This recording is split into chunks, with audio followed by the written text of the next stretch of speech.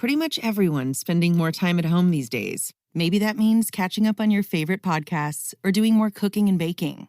If your winter could use some spicing up, Stop & Shop has ideas that might surprise you, like adding crispy, savory baked kale to popcorn, or chocolate chip banana bread in the shape of bite-sized muffins, or super easy-to-make chicken soup.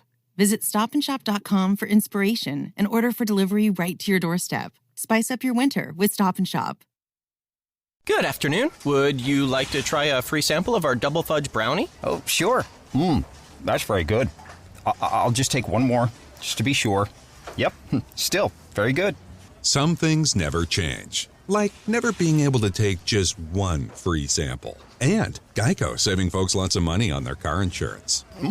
Is that macadamia nut I taste? Let me take one more. Sir, Yeah, I thought so. 15 minutes could save you 15% or more. Hello, everyone, and welcome to the latest episode of Hardwood Knocks. This is Adam Frommel here with my fantastic co-host, Dan Favale, who's going to kick things off by telling us how he's doing today. I'm doing all right. I am very tired. My caffeine intake is way too high. I'm trying not to complain because I know people have it worse and we cover a game for a living, but I am exhausted. And to be honest, I love podcasting, so this is going to be fun and cathartic. This week needs to end for me. That's how I feel. How do you feel? I hear you. You know, right now I'm just trying to think of examples of athletes who it's just impossible to hate. Coming up with like Derrick Rose, maybe? Yeah, we'll start. I mean, should we throw Karl Malone in there? Maybe Kevin Johnson. Ben Roethlisberger.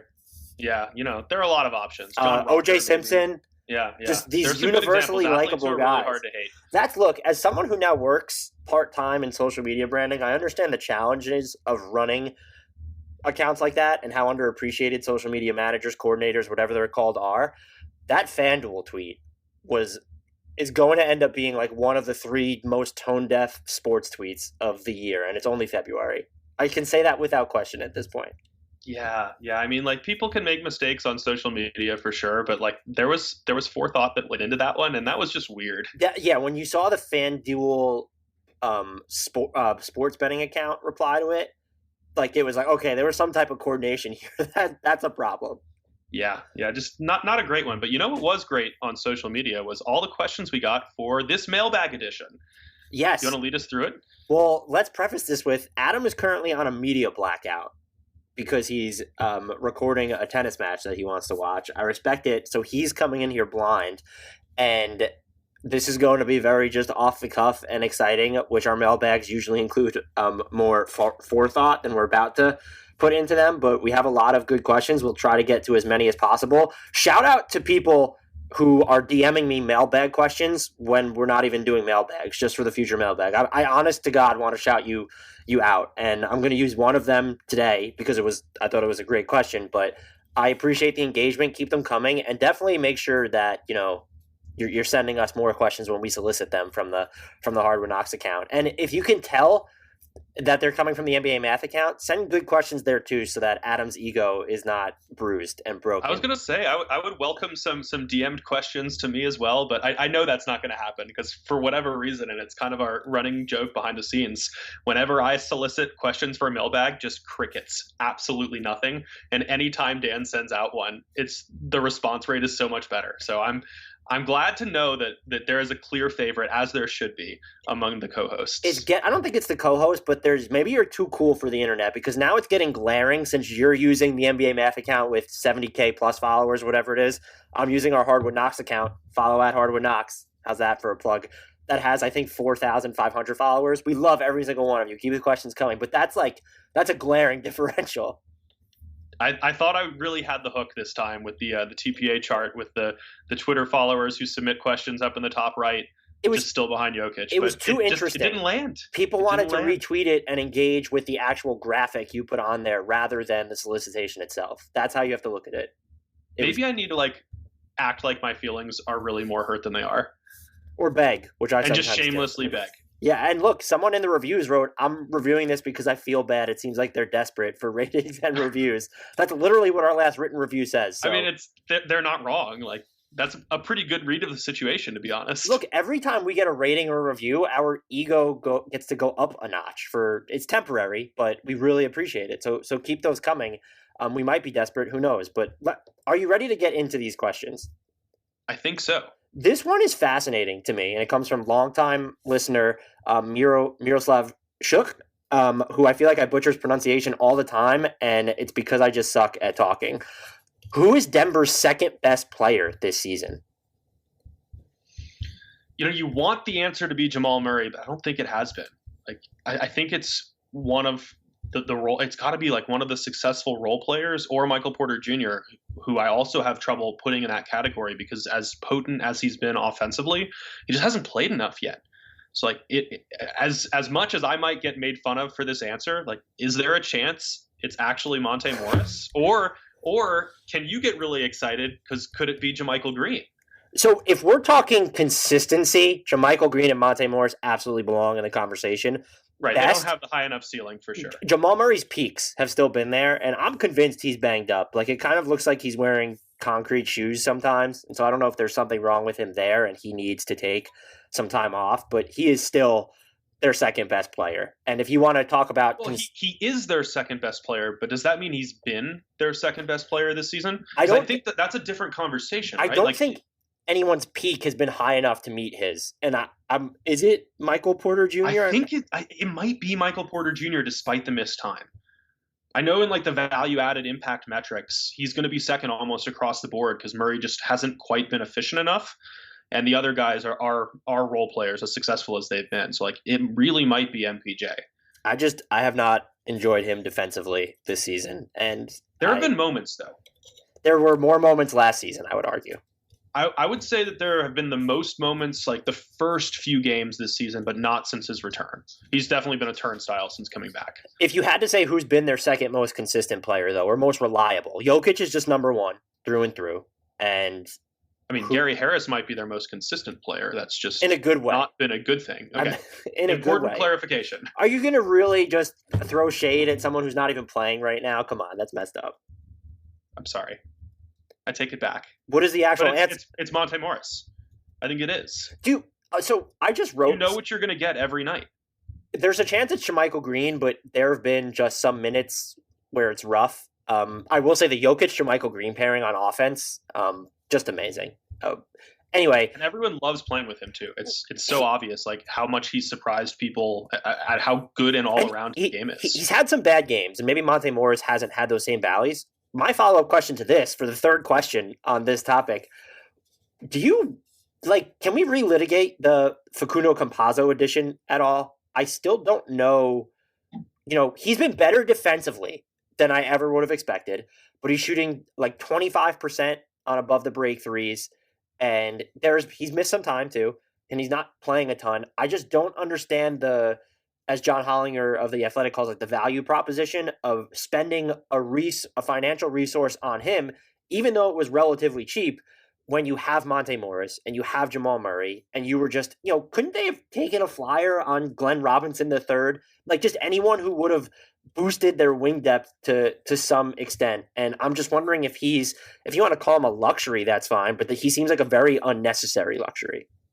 Yeah, I mean, I was a huge Facundo Campazzo fan even before he came to the NBA. I enjoyed watching him overseas and in international competition. So I was excited when Denver signed him, but that excitement was mitigated by exactly what you're talking about, because it never made that much sense. Because if you're going to play him, it's either in a small dual point guard lineup, which doesn't really make sense when you don't have defensive anchors around them, or at the expense of Murray or Monte Morris, which, as you said, it's a luxury item, and it's one that could have been better used elsewhere. I would even argue, and look, it was most of the biannual exception, so we're not talking about a ton of money here. I still might argue that I would have, just for what this team needs, I'd have preferred to just bring back Torrey Craig. I'm not going to lie. And maybe 100%. Maybe I'm too far removed from that situation, but I found that. I'm entirely in agreement with you. I am going to need to refine my spot here because we went on that tangent. This was a good thought exercise, so I appreciate that question. Cole Walker has 3 questions. Let's start with this one. Are all of these injuries a blessing in disguise for the Magic? I'm assuming he means in like, okay, this has to be the duh moment of maybe we'll rebuild, or it's going to improve their draft positioning, or both. Right. They're 9-16 at the time of recording, which is worse than they've been in the previous few seasons. Can we mention their injuries though? The injuries are. Al-Farouq Aminu out with dealing with knee injury. Cole Anthony has the shoulder issue right now. Michael Carter-Williams dealing with the foot. Evan Fournier's missed time with back problems. We know Markelle Fultz is out for the season with the torn ACL in his left knee. Aaron Gordon's out. I think it's been like a week at this point, so another 4 to 5 weeks with that left ankle sprain. And Jonathan Isaac is out for the season. I'm sorry, I don't mean to laugh. It's just the onslaught of injuries here. But he underwent knee surgery, so he's not going to play. He was injured last year. Right. And so that's the thing. It's like, on one hand, sure, it's good that they're finally moving towards the bottom of the standings, that they might have a more valuable draft pick during a really strong class. But then you look at who the injuries are, and that far outweighs that benefit, because ultimately you don't want Cole Anthony to have to start over in his rookie progression. You don't want Markelle Fultz, who is showing flashes of being like a legitimately good point guard in the NBA, to have to start over coming back from the torn ACL. You obviously don't want Jonathan Isaac out of the lineup the entire season, because you can't evaluate him or get the luxury of him playing until he's a year further down the road. And then Aaron Gordon, you're missing out on chances to up his trade value. And if you truly are tanking and moving towards the bottom of the standings, then you obviously want to move him. So like, none of those are good things. So no, I don't think there's enough of a silver lining in this situation to be worth talking about. I'll push back a little bit there. The Aaron Gordon trade value thing is, I believe that's real, unless your plan is we just want to bottom out this year without making major changes, and we want to keep him, because I do still think he's a useful player. The Magic definitely need to surround just everyone with more shooting. But I think, look, Cole Anthony's issue is day-to-day, his shoulder. So him just getting more exposure here because Fultz isn't there to take on so much of the minutes, I think those reps could end up being really valuable for him. Even with the Michael Carter Williams stuff, that's just going to ensure that Cole Anthony is getting serious playing time. I will say, though, I think that's valuable, but in sum, I would probably agree with you where unless you're looking at this as, oh, is it the impetus to tear it down? And what does that even look like now because of the Gordon injury? I would hazard that it's, let's see what we can get for Fournier, Gordon, and Terrence Ross. That's the way to, Vooch is, I just don't think you're going to get equal value for him, and he should probably be an all-star this year. He made my latest all-star list. Well, first of all, no one should be playing in the all-star game this year, but also, yes, he should be selected as an all-star. Can you name the three who have been their starting 2, 3, and 4 over the past 2 games? I want to see how many you can name. They're starting 2, 3s, and 4s. I think I knew 2 of them because I watched their game, which was a loss to the Blazers, but I couldn't remember what the third one was. And when I looked it up, it makes me even more excited to ask this question. Dwayne Bacon. Okay, you have 1 right. James Ennis. 2. Khem Birch has played, right? Has he started? Nope. No? I'm going to tap out at those. Gary Clark. Dwayne Bacon, Gary Clark, and James Ennis starting in the same lineup. Yeah, that's not ideal. Hardwood Knocks listeners, I hope you're all sitting down because we have to tell you something monumental. We love sports betting, and whether you've been betting for a while or you're thinking about getting started, we want to let you know about a great resource for sports bettors, the Action Network. The Action Network is where sports fans go to bet smarter and experience real financial gains. In fact, their Action Network app was recently named the best app in sports betting. And with an Action Network Pro subscription, you can unlock the very best of the app. When you sign up for an Action Network Pro subscription, 1, you can access the Pro Report, which includes expert projections for every game. 2, you can see money and bet percentages on every game, so you can see the teams professional gamblers are betting on. 3, you can take advantage of pro systems, which match winning historical betting trends with the latest games and lines. And 4, you can track every bet you make and get alerts in real time. So if you're looking to bet smarter, an Action Network Pro subscription is the best way to get started. And for a limited time, our listeners can receive 50% off an annual Pro subscription. Just go to actionnetwork.com now and receive 50% off an annual subscription when you use the promo code KNOX. This offer won't last, so go to actionnetwork.com to sign up for a Pro subscription and use promo code KNOX, KNOCKS, to receive 50% off. And start betting smarter today. Cole Walker also asked, do you think there's any way Brooklyn can fix their broken defense? Does it matter? I think let's just answer the second question first. It absolutely matters. I know this team is going to be ridiculous offensively, but I don't think you can, with the top end talent they have, you want to be able, and what they gave up to get James Harden, you want to be able to make the case that, oh, they're the clear-cut favorite in the East, and I think there are at least two teams in Milwaukee and Philly who belong in that conversation, arguably above them. So I think it absolutely matters, which would make the question, do you think there's any way Brooklyn can fix their broken defense?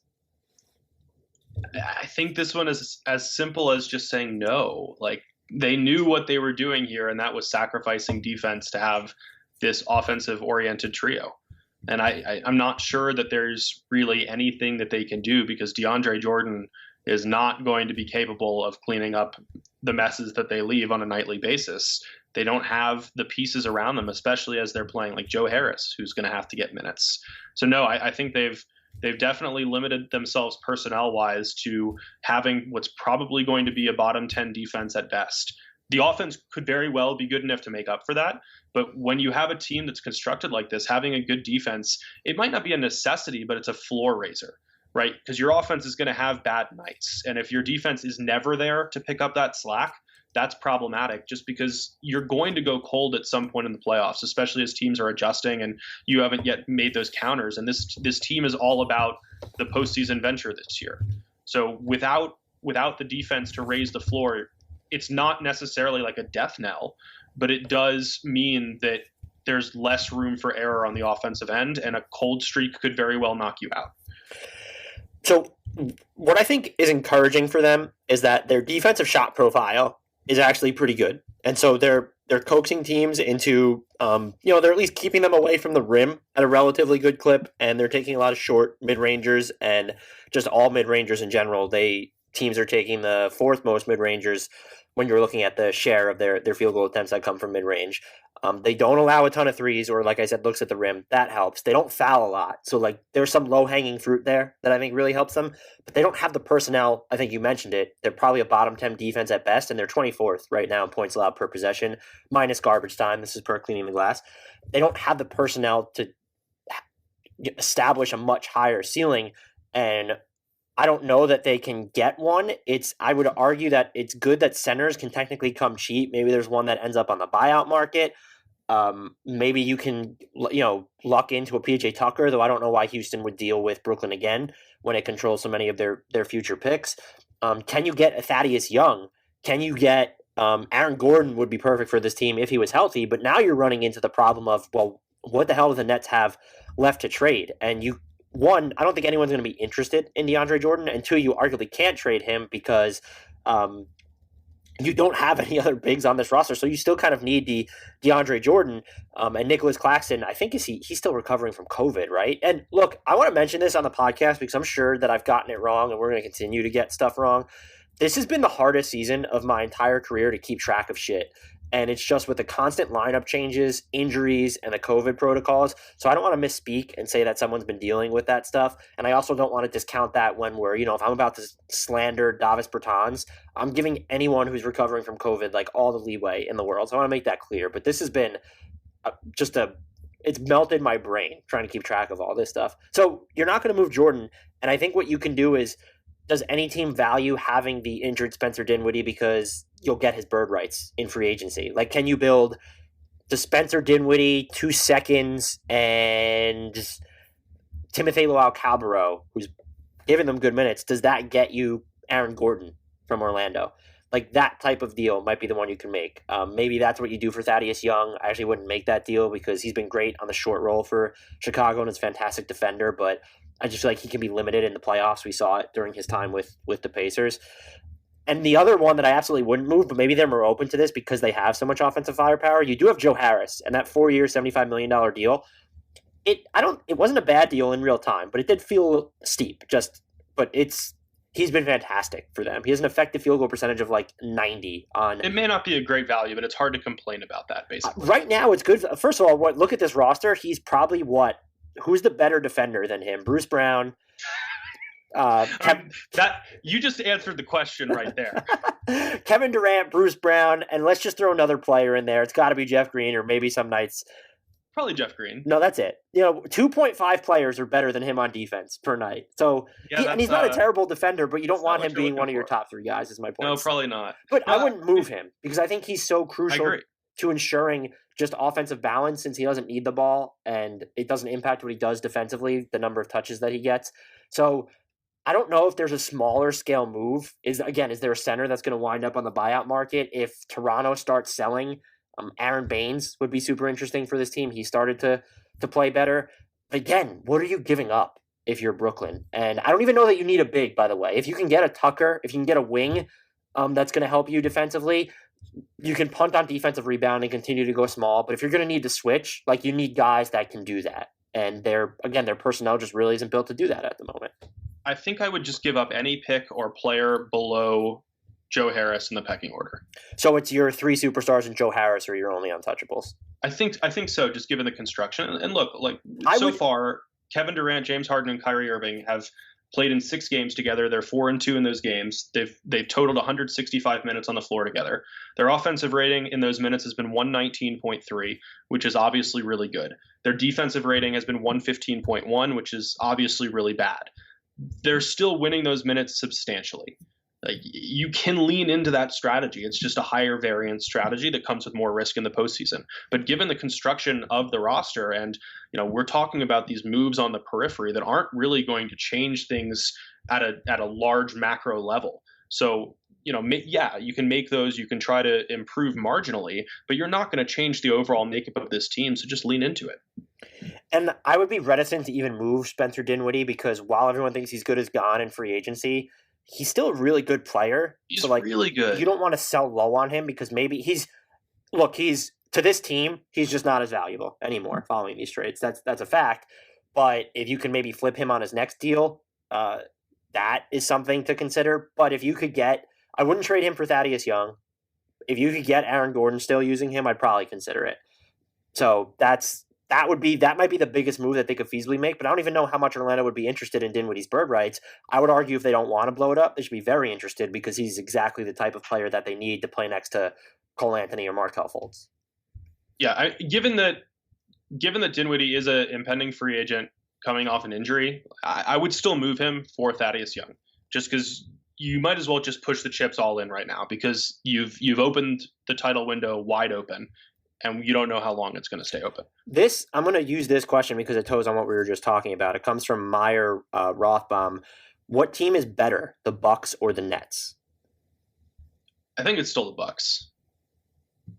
I mean, the numbers bear that out so far. Giannis is unbelievable and probably a little bit overlooked and underappreciated at the moment. Just a little bit of fatigue after back-to-back MVP seasons, a little bit of questioning just because of the postseason failures, which, as we've talked about before, it's hard to pin those entirely on his shoulders. But he's playing phenomenal basketball right now, and this team around him is good and has some depth. I'm not as impressed by their depth, but they've gotten great minutes from Bobby Portis this year and Bryn Forbes. I still think the DJ Augustine signing was a mistake given how much Pat Connaughton has been more useful than he was last year. Even those marginal improvements have helped. Yeah, and look, I think the problem with Giannis is just a lack of variance in his game now. He is screening more lately, which is a big deal. But the free throw shooting, just a lack of counters when he has the ball in his hands.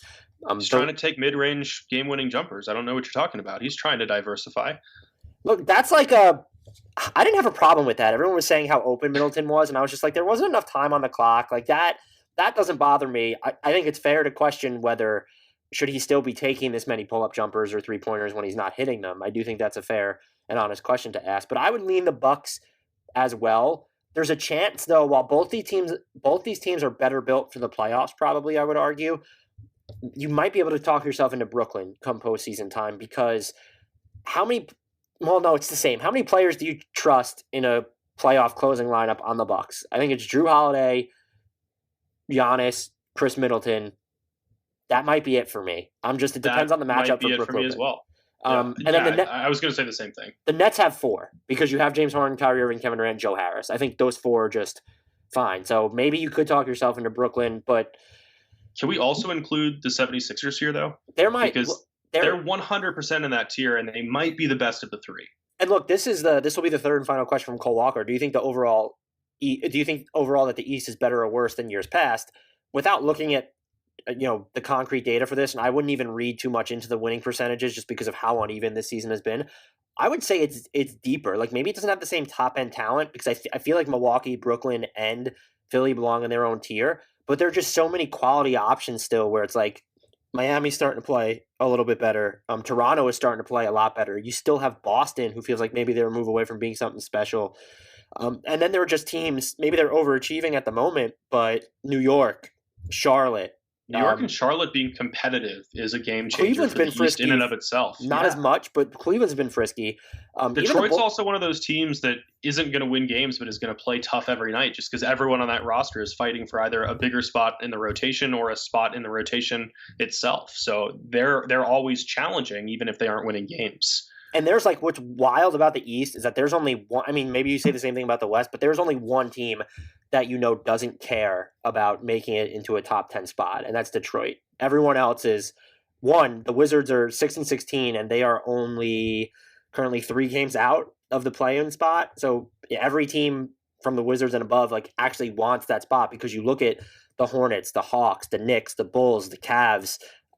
They've all been bad for a while, and then the Wizards have been bad lately. The Magic have just been so mediocre that they want to end in that sweet spot anyway.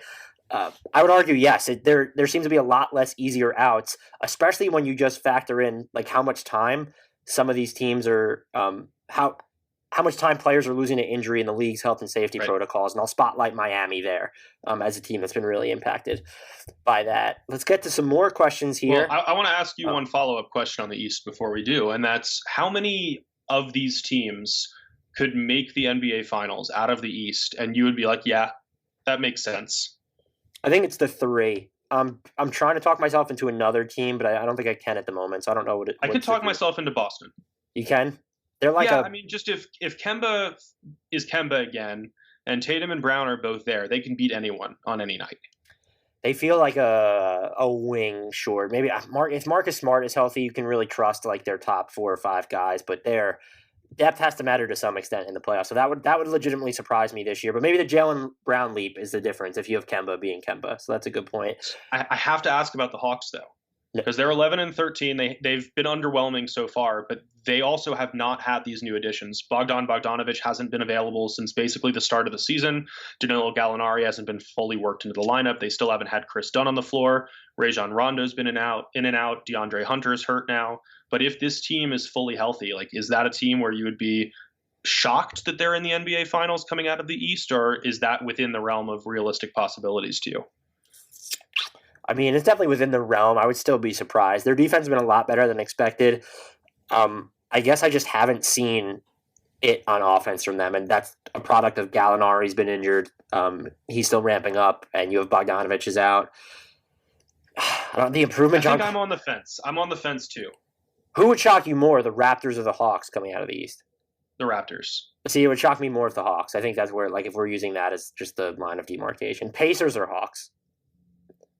Definitely the Pacers. I think I'm there too because we don't know what's going to happen with Karis LeVert, and they are banged up. They don't have TJ Warren at the moment, but I think I would definitely not be even remotely surprised by the 76ers, the Bucks, and the Nets, probably in that order. I wouldn't be surprised at all if it's the Celtics. I'm on the fence about Atlanta and Toronto, and then I think Indiana, Charlotte, Miami, and everyone else is firmly out. And I realize I just said Miami, and I could really come to regret that, but we just haven't seen it yet this year. Yeah, I'd probably have, if I had to power rank the East right now, I'd go Philly, Milwaukee, Brooklyn, Boston, Toronto, Miami would be like the 6, and then the Hawks would be 7 for me, I think. Miami and Toronto's a toss-up right now, but I do think the Heat ceiling is lower relative to last season, even when they are going to be at full strength. Like, they need to make a move, whether it's another shot creator or if it's like that dynamic 4. Them not re-signing Jay Crowder is a disaster, in my opinion. I don't understand that at all. This is why I think we can definitively say that the East is stronger, because we're not like comparing these teams to like a low-lying fruit at the top of the conference. The 76ers have won 72% of their games. The Brooklyn Nets have maybe the NBA's best big 3. The Milwaukee Bucks have the 2-time reigning MVP, the reigning defensive player of the year, and a good roster. Like, these aren't just no-name teams that we're comparing typical, more first round stepping stones to. This conference legitimately has quality depth. I'm with you there. This next question comes from Jarf, who asked a few. We'll see. I might sprinkle in more throughout the podcast. This one fascinated me, though.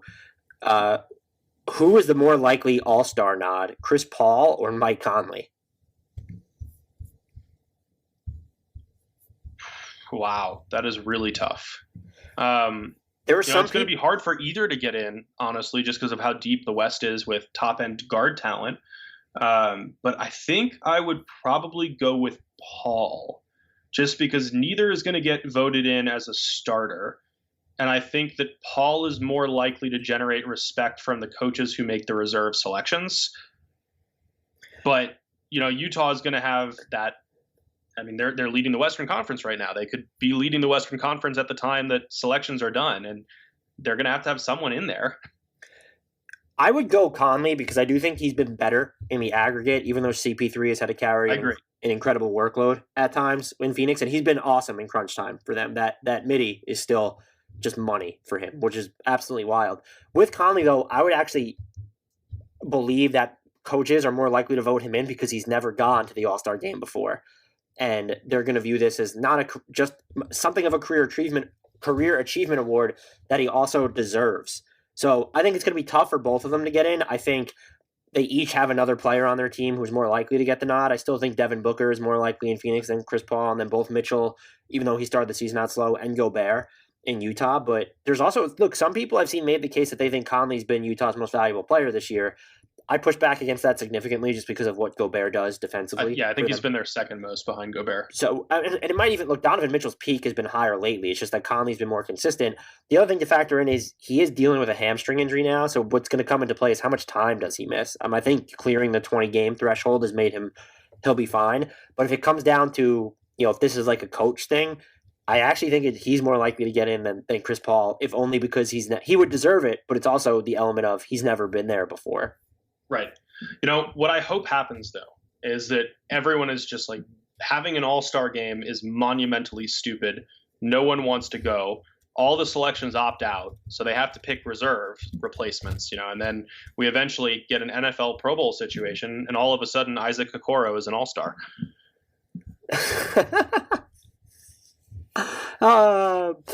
Players get fined. That is in the CBA that they get fined if they're chosen for the All-Star game and don't play. So I don't know if the NBA will show more leeway. There's got to be leeway there this season. They've said it's going to be a bubble environment, right? So there's no way that you can require a player to go to the All-Star game and participate in a mandatory bubble during what's supposed to be their time off. Fair enough. Well, let's stick with... I would be downright shocked if someone was fined for skipping the All-Star game. Look, the NBA already has to put it kindly, questionable stance on the national anthem, so it wouldn't surprise me. They're not as in touch with morality as people like to think. I think that we've been reminded of that a couple of times over the past year and a half, but it wouldn't surprise me if they fined people for not going because it's about advertising revenue. The Athletic reported that, and I'm sure there'd be pushback from league partners, one of which we are both employed by, and maybe advertisers, they're going to put the pressure on them. If you don't have the best players in the game, if they exit in mass, there's going to be some issues there. So it wouldn't surprise me if they get fined for skipping it. Would it be a good or bad thing if Mike Conley finally ended his All-Star drought, which should have ended a while ago, because everyone opted out and he was like a second-tier pick? Do you think he would rather be that honorary all-star or just not make it? Knowing him, he'd probably rather not make it, but he also said on the low post once, he made it pretty clear that making the all-star game is important to him, so I don't know where I land on that. I also maybe push back against, has he necessarily, not that he hasn't deserved to make it, but just the guard pool in the West has been forever so deep. It's one of those things where it's hard to use the word snub because that implies that you have to replace somebody else.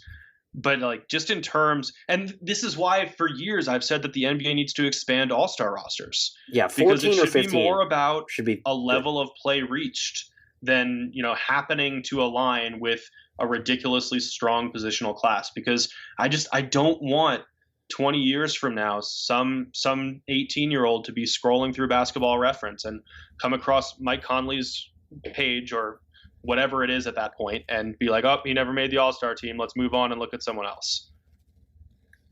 Yeah, that's a great point.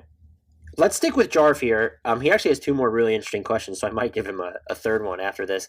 But are there any buyout candidates that could actually impact the postseason? Well, this is where seeing these questions for the first time makes things a little bit harder. Oh, come on. I can't say that I've thought about buyout candidates too much to this point. So I think there are a few obvious ones. Maybe Robin Lopez in Washington, depending on how bad they get. Cody Zeller in Charlotte has been mentioned, but I feel like they'd be more likely to trade him, and they just don't have bigs, so I don't know why you move him at this point, even if you don't plan on re-signing him, unless he's giving back a ton of money.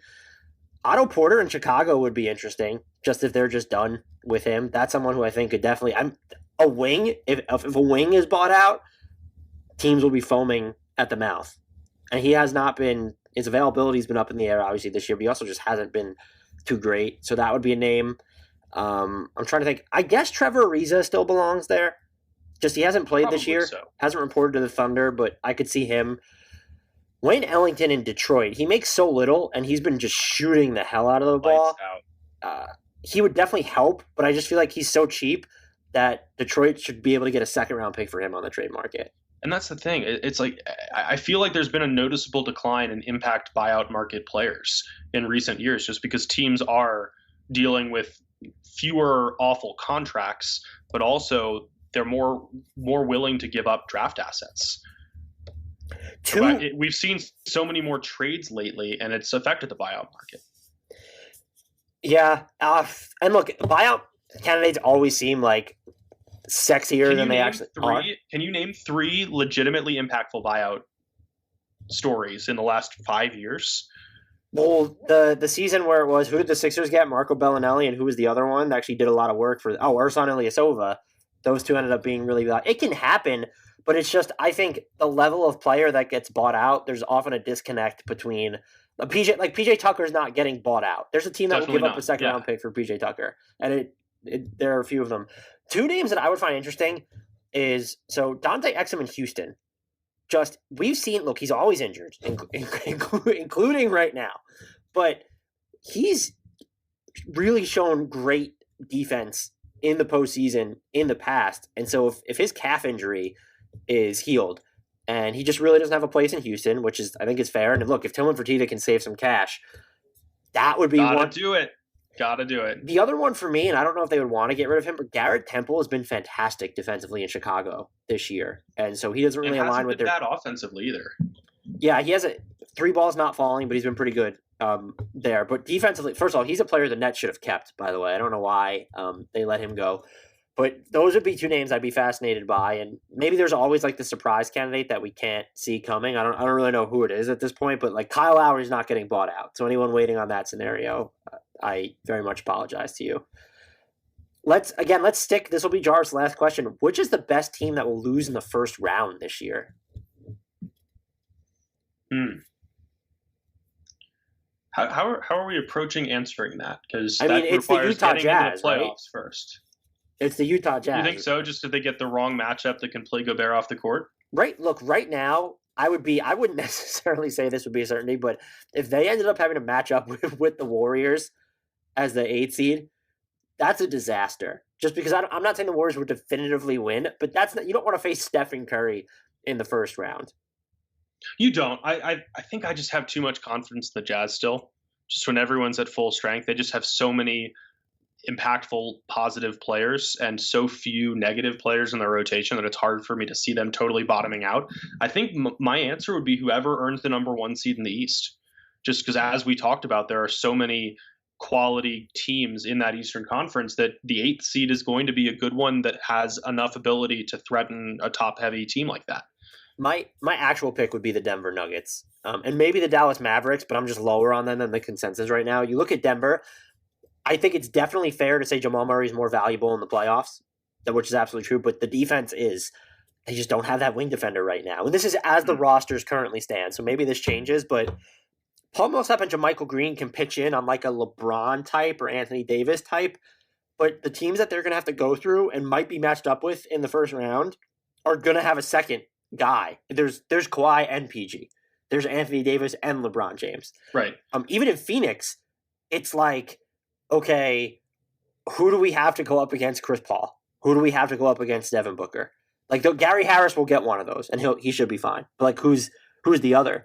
So my pick definitely to me would also have to come from the West. I still think that the top 1 or 2 teams, maybe 3 in the East, are going to be decidedly better than 8. I know the Hawks are, and that's assuming we don't know how the play-in tournament's going to shake out. Maybe the Knicks end up winning the play-in tournament. Like the Heat could very well end up with the 8 seed, though. I would still, yeah. All right. But I think the pick has to come in the West because whatever team is in the 8 seed is actually going to be really good. Yeah. I think if we look at it as like, which team would be the most likely to lose to like a generic 8 seed?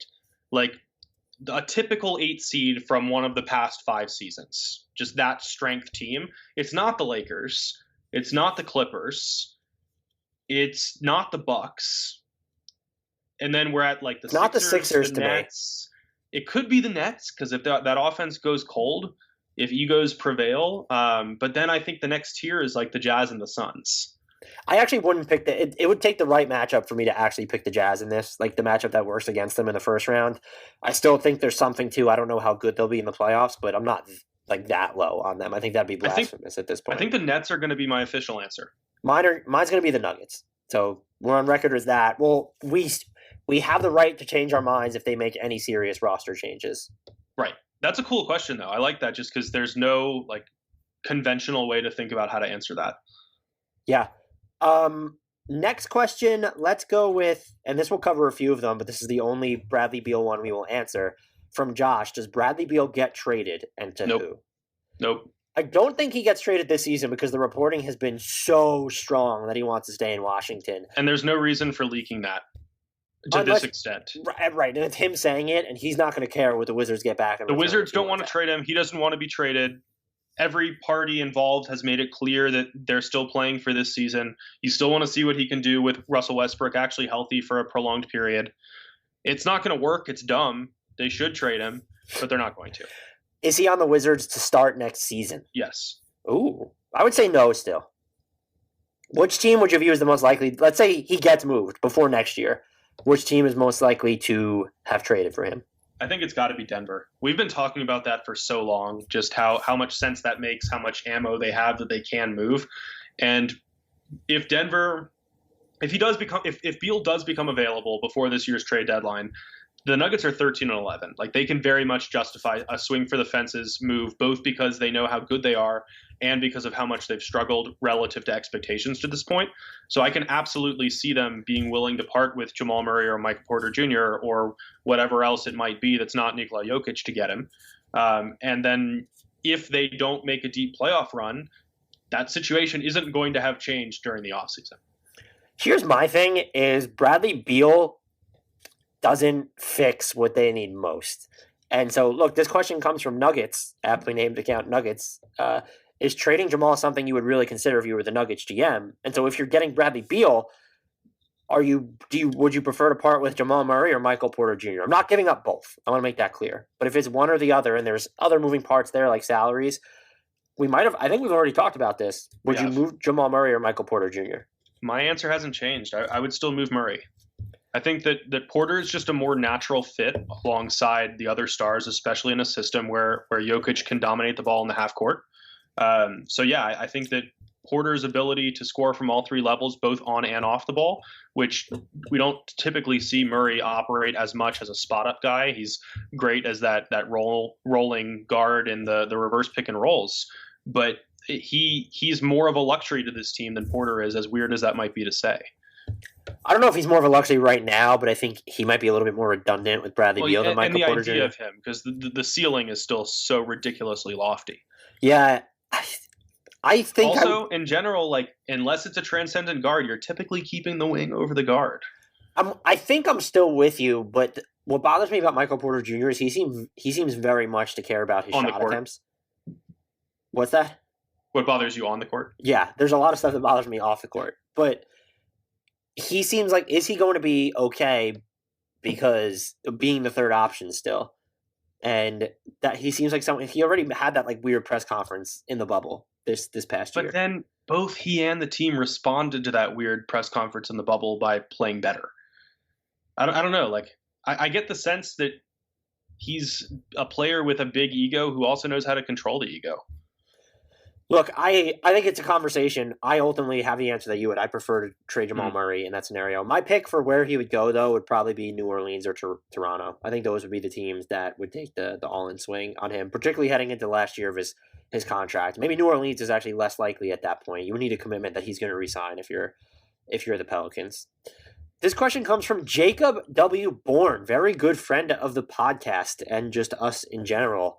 How many wins do the Warriors need by the end of the season for Steph to be considered an MVP candidate? Is it 40? Is 500 basketball enough? Yeah, just given what we've seen traditionally from the MVP voting, I think Russell Westbrook was the only guy not in the top 4 to win MVP for like a zillion years. Yeah, it's definitely happened before, but not recently. Yeah, I remember. I think Wes Unseld was one of those, if I remember correctly, that missed the playoffs and won MVP maybe. But back on topic, I think that just because of that history, you're probably looking at 45 to 50 wins. I was going to say the low end. I was going to say because this year's so wonky, maybe people are more likely. Sorry, that was in an 82 game season, so it would be. I would say 40. So 43 to 44 would be a 60 winning percentage, and as of right now, that would put you 5th in the West. And I just feel like there's enough weirdness this year to maybe where people are willing to go off the beaten path and look more so at, well, look at his supporting cast rather than I feel people normally skew towards the most dominant player on the best team. So that would be 43 to 44, 45 territory would be that for me. And that's over the course of a 72 game season. Yeah, I think I'd probably go a little bit below that in the 72 game season just because this year is so wonky. And I think there is a lot of recognition. It's one thing if the Warriors were fully healthy and not good, but just because Klay Thompson went down right before the season, before they had a chance to adjust, I think that gives him a little bit more standing leeway. But yeah, I mean, I think you still have to be probably a home court advantage team in the West. Certainly because of the way the conversation has gone thus far, where it's been, well, Jokic isn't on a team that's currently slated for home court advantage, but LeBron is, Joel Embiid is, and I think you throw Kawhi in there. I think he's been among the third most mentioned. 4 if you include Jokic, and then maybe Kevin Durant, although the chatter is sort of slowed there. But when you're looking at the alternatives, when so many of them come from teams that are going to finish in the top 4, I think you absolutely need to be in the top 4 in the conference. Yeah. And, if Steph does somehow win MVP this season, Rick Bucher might just have to mute all of Twitter. Oh my God! Thank God he doesn't work for the same company as us anymore, so that we can say that. That was. I know. I had to think about that before I said it. That was one of the single worst sports takes of all time. I just mad having to mute Stephen Curry because people are celebrating him too much. Shut the fuck up. That's my message to you. That is the dumbest thing I've seen on the internet. Next question comes from. This one is. I don't really know how to describe this one, but from Wald of Oz, what's a reasonable price Denver could give up for Lu Dort? Any chance OKC would bite? I think the latter is the most important here. Yeah, can we just answer the second part first? Lu Dort is 21 years old, is one of the best defenders in basketball. 3-point shot comes and goes, but he's gotten There's way more offensive upside than we realized. Yeah, he's gotten increasingly better at just turning the corners with the ball in his hands. He is. I tweeted the other night when they almost beat the Lakers without Shai Gilgeous-Alexander, mind you. Los Angeles didn't have Anthony Davis, but they didn't have Shai Gilgeous-Alexander. I tweeted about Lu Dort. Lu Dort is what you get when the unstoppable force is also the immovable object. You're not wrong, but no, I mean I have no idea what the trade package would be just because there's no way that the Thunder are realistically parting with him. Yeah, he's 21 years old. He's under team control for another 2 years at under $4 million total. $1.8 million next year, $1.9 million team option the year after. It would take, maybe OKC is look, we're not going to be great in 2 years, and he's going to command this huge contract. We already have to pay Shea. Maybe we like Darius Baisley better. We're going to have hopefully a high pick in this year's draft. We have other picks incoming. I'm just saying, if you had to talk yourself into moving Dort. I'm not going to view this through the lens of the Nuggets. What would it realistically take for OKC to consider it? And all right. I'll make the offers, and we'll see if you take them. We'll see how far down the roster we can work here. You're trading him for Jokic, right? No, that's what I was going to say is it would take a minimum of 2 first-round picks to get Lu Dort. And I'm not even sure if that's enough. Okay, yeah. I don't know. It's just, it's... Because the teams that are going to give up 2 firsts... He would be a great fit in Denver. Well, he would be a fantastic fit in Denver. If they are maybe going like an ideal fit. but like... It's in Denver's defense, they were willing to pay Jeremy Grant. He just bet on himself for equal money in Detroit. Let's make that clear. But... So along those lines, like, hypothetically, like, what do you think Denver would have to give up for Doncic? Okay. But seriously, though, look, if you're Denver, I think it would have to be 2 firsts and RJ Hampton. I think that would be because you're a good team. So how valuable are your first-round picks? I don't think the Thunder are going to be super interested in Bol, which here's straight up. I'm going to ask you this with a straight face. Would you trade Michael Porter Jr. for Lu Dort? No. Okay. No, absolutely not. I'm trying to imagine, like, what would go through Sam Presti's head if another general manager called him and was like, so, what's your price for Lu Dort? It's happened. It has absolutely happened. So? Yeah, I feel like general managers like have enough respect for each other, and I'm genuinely not making fun of the question because he it's an ideal fit. No, look, it's an interesting thought exercise because he's not one of the most untouchable players in the league. Right. It's just a weird one. It's a very strange interaction to imagine. I would think if you're negotiating with a contender, I would probably say it ends up being 2 firsts and then a prospect. Not Michael Porter Jr., but like 2. Okay, but can I push back on that? Why the fuck does Oklahoma City want more first-round picks? You're using them hoping they turn into Lu Dorts. That's why those picks from contenders. So that's what you want them to turn into. Here's another question I have for you, and it was posted. That would be like the Sam Hinkiest move that you could possibly make. That is a great point, and I think that's why. So it would have to be tangible stuff, which means that you're probably looking at 2 young. It's got to be a player, yeah. So you already said no to Michael Porter Jr. Is there a prospect that springs to mind? No, and that's like legitimately. That's why I started with Jokic, because I was already thinking that about the draft picks. So it wasn't registering to me that those are things that I could offer here just because I didn't think Oklahoma City would have any interest. So in my head, I'm like, okay, definitely not Jokic. They definitely wouldn't trade Jamal Murray. They definitely wouldn't trade Michael Porter Jr. Where do you go from there? Like, would you trade anyone for Lu Dort, I would think, right? I think you would trade anyone else. But that's not really saying much when you're looking at Denver's roster to me. Bol and RJ Hampton is okay, cool, but... Or if they wanted like Monte Morris or JaMychal Green or Will Barton or something, but then like, why is Oklahoma City doing it? Well, someone posed, I think this was Sam Quinn on Twitter from CBS Sports, posed, would you rather have the number 4 pick in this year's draft or Lu Dort? The number 4 pick in this year's draft. It's close for me. This draft is so good. I've been salivating, especially after watching Jonathan Kuminga's G League Ignite debut. I'm just so excited about this draft class. I legitimately think they're like 6 or 7 guys who'd be number 1 picks in a normal year. So if Washington comes knocking with the top 5 pick this year because they want to keep Bradley Beal and they're like, hey, give us Lu Dort. Okay. I would do that. I think it's questionable unless it's the number 1 pick or 2 pick or maybe 3. But here was a question that was posed to me because I've been on a bunch of podcasts this week, which I try to say yes to every single podcast. I love how much time we spent on LuOrt, by the way. Oh, well, we're only going to move. It's adjacent. This is Lu Dort adjacent. Okay, cool. I was on the Chase Thomas podcast, fellow Blue Wire podcast. He asked me, Michael Porter Jr. for OG Anunoby. Do you know, I like that deal so much better. And there's the OG Anunoby poison pill stuff. Like, we get it. But I like that deal for Denver. That is, OG Anunoby is the exact type of player that they need. And for Toronto, I think it's at least questionable. I think I wouldn't do it unless they're including more than Michael Porter Jr., just because of his injury history. And he's a wild card on defense. You already know that OG Anunoby is a 2-way player. But I thought that was a fascinating thought exercise. Am I wrong? No, you're not. I think I would do it for both sides. I think I need a little... Anunoby is such a good fit for Denver. That speaks for itself. But I think you can sell yourself on the upside of Porter, especially because of how potent he is on offense. Like ultimately, you still have a roster that's going to be a better defensive team than offensive team if you're keeping Kyle Lowry in place, especially. I think that he fits really well there. I don't know where I would land on it, but I think it's very close.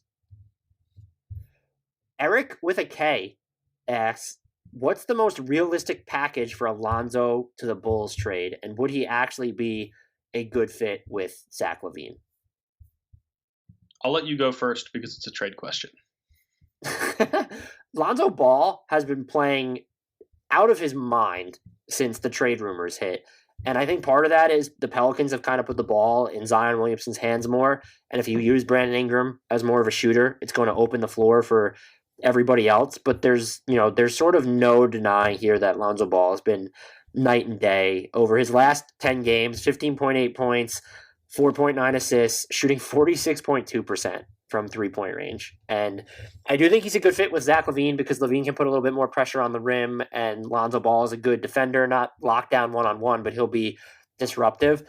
I don't know what a reasonable price is now because Lonzo Ball has played so well, where it's like a lot of people were suggesting the framework be Larry Markkinen for Lonzo Ball. Just give both teams two distressed, soon-to-be restricted free agents. But Lonzo feels Ball like a weird fit in New Orleans, though. I think Larry Markkinen helps because he's a better shooter than Nicolo Melli or anybody else that they have in the front court. That being said, Lonzo Ball to me is the much more valuable asset, and so it's probably Larry Markkinen and a first.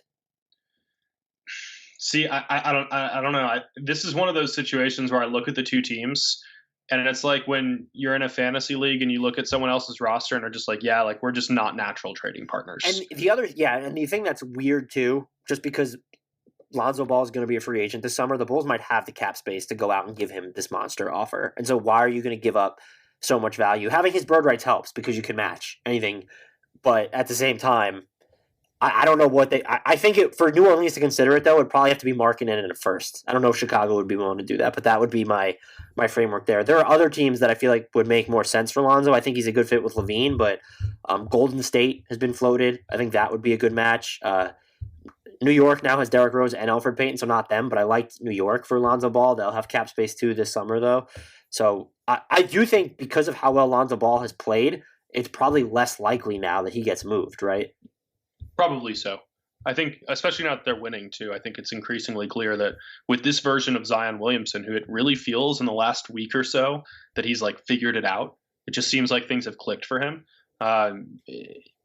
Given how they're playing right now, I think it's more realistic that Ball could be the long-term point guard. This is hysterical. I'll push back against that. I don't think he's a fit long-term in Phoenix. They need a different they need to mess with the makeup of that roster a little bit. He doesn't put enough half-court pressure. Like he just can't be your point guard in those situations. So I don't really like him for the Pelicans that much long term with both Ingram and Zion there. See, I think that Ingram and Zion can eventually both take enough of the ball handling responsibilities that it works. You need to this has to be how he shoots. It can't be 6 weeks good, exactly 6 weeks terrible. I'm operating under the assumption that he continues to play like this for the rest of the season. We have another Pelicans question, but I find this hysterical because I'm just going through these now. Like we said, this was an off-the-cuff podcast. Jake Vandenbrink actually asked about the Michael Porter Jr. for OG Anunoby swap. I swear that's not what I was reading before. He asked, does it make sense for them to trade MPJ for an athletic, defense-first-minded wing? OG Anunoby would be the dream, but that might not be realistic. I would probably agree it's not realistic, but Lu Dort for MPJ. That's deal staring you right in the face, Denver. I hope it happens now, just so that you can rub that in everyone's noses for all eternity. Let's make this our last one. And it's for the Pelicans. Who are some realistic trade targets for the Pelicans that would help propel them to a 6, 7, 8 seed? And we already answered this. Is Lonzo playing himself into an extension or trade? Let's do this. Let's finish the second one first. Is Lonzo on the Pelicans at the end of the season? I think so. Do they re-sign him in restricted free agency? That's just contingent on whether this keeps up. Because they don't have to. I mean, is he on the Pelicans at the start of next year? I think he is. I'm going to say no. I don't know that they would let him walk for nothing because I could see him finishing the season here, but I feel like maybe sign and trade scenarios would open up in that case where maybe a team that doesn't have cap space would be interested in him. I'm buying into the improvement. I bought into it last year. Play style. I can't do it long term. Right. I think he can be this player. I'm just not sure the Pelicans can facilitate it long term. This is not, to me, it's more about the makeup of the roster than Lonzo Ball. Are there any trade targets? Which is fair.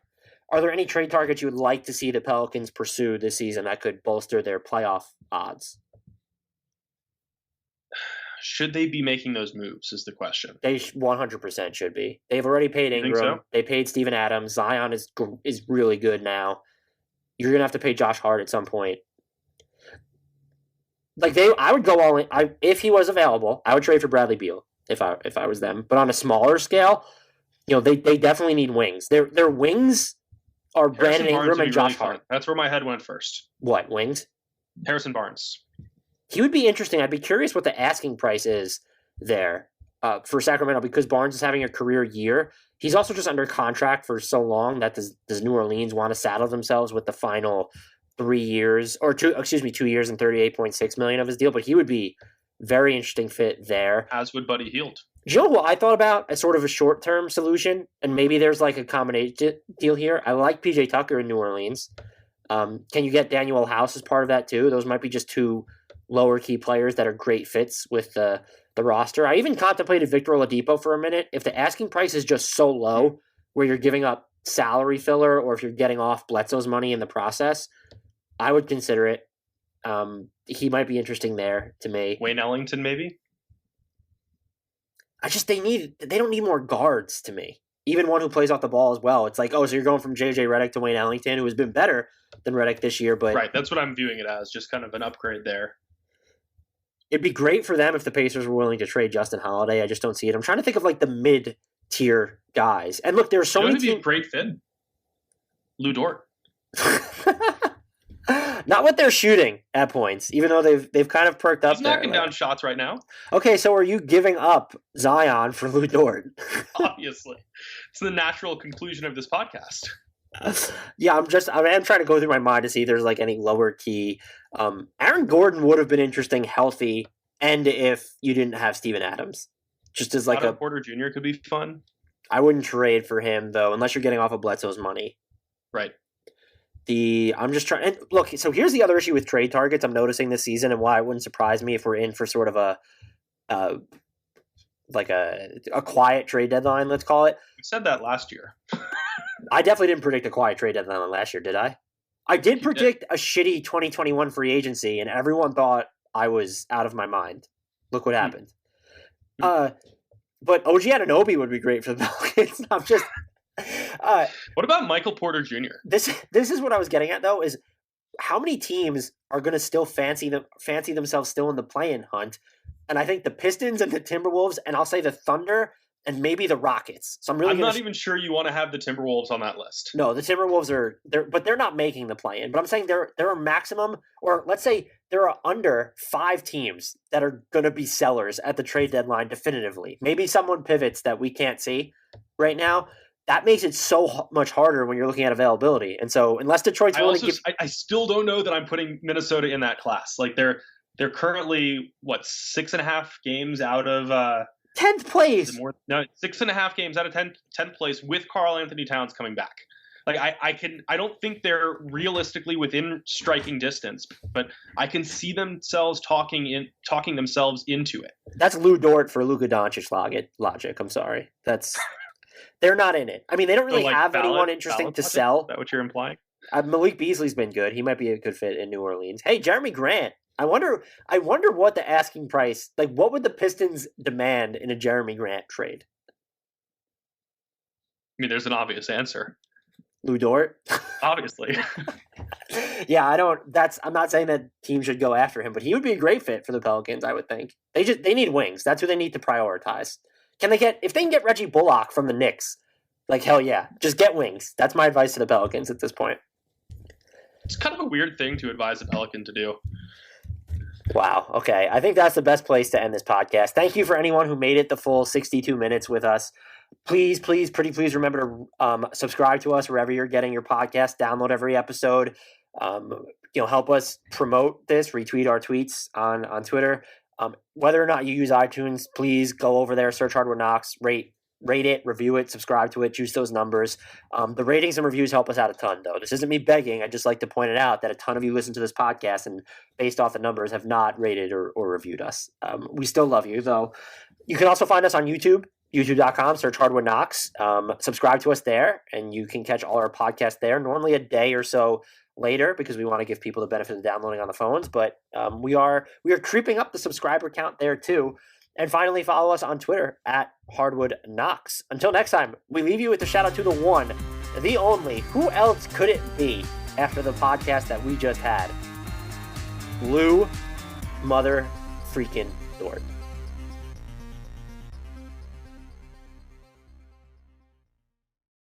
Pretty much everyone's spending more time at home these days. Maybe that means catching up on your favorite podcasts or doing more cooking and baking. If your winter could use some spicing up, Stop & Shop has ideas that might surprise you, like adding crispy, savory baked kale to popcorn, or chocolate chip banana bread in the shape of bite-sized muffins, or super easy-to-make chicken soup. Visit stopandshop.com for inspiration and order for delivery right to your doorstep. Spice up your winter with Stop & Shop. Good afternoon. Would you like to try a free sample of our double fudge brownie? Oh, sure. That's very good. I'll just take one more, just to be sure. Yep, still very good. Some things never change, like never being able to take just one free sample. And Geico saving folks lots of money on their car insurance. Is that macadamia nut I taste? Let me take one more. Sir, Yeah, I thought so. 15 minutes could save you 15% or more.